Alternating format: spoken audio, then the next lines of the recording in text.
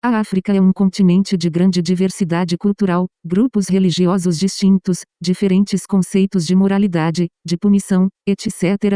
No que se refere às manifestações religiosas, 3 grandes grupos se destacam: nativos, islâmicos, cristãos. As religiões nativas passaram por um processo de apagamento histórico. Religiões tradicionais africanas. Estima-se que haja cerca de 1.500 línguas nativas na África, caracterizadas pela sua estrutura e pela localização geográfica de onde são faladas, apesar de apresentarem diferenças significativas em sua estruturação social e política. As etnias originais africanas apresentam alguns pontos em comum em suas práticas religiosas originais. Além disso, as religiões africanas são muito ricas em componentes ritualísticos. O contato com os muçulmanos da África saariana e com as religiões cristãs durante o período de colonização europeia formou o sincretismo religioso, isto é, a adição de características dessas outras religiões às crenças tradicionais África e Islâmica. A religião islâmica está bastante presente no continente africano. É a religião de maior influência, principalmente na região norte, ou África saariana.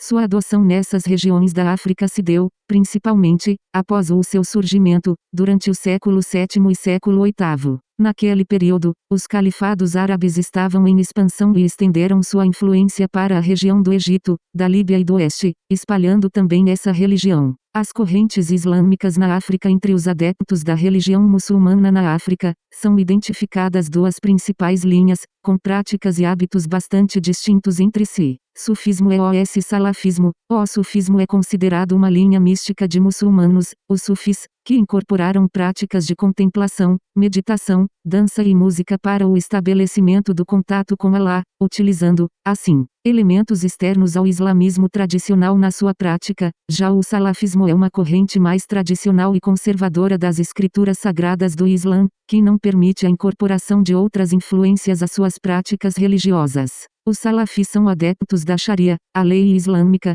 e consideram que não deve haver separação entre o Estado e a religião. Os conflitos religiosos na África. No Sudão, as tensões entre muçulmanos e não muçulmanos levaram o país a uma guerra civil entre esses 2 grupos, que se iniciou na década de 1980 e durou mais de 20 anos, envolvendo questões raciais, étnicas e religiosas.